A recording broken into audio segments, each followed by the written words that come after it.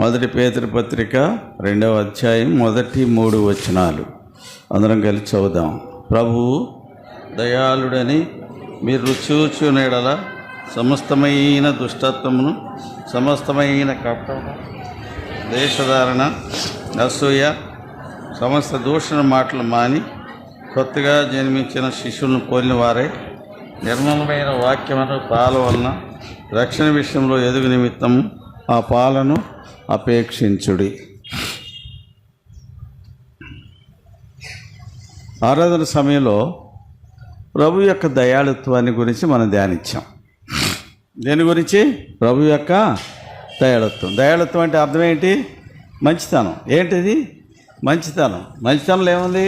ప్రేమ ఉంది, కృప ఉంది కదా. ఇవన్నీ గెలిపితేనే దయాళుత్వం.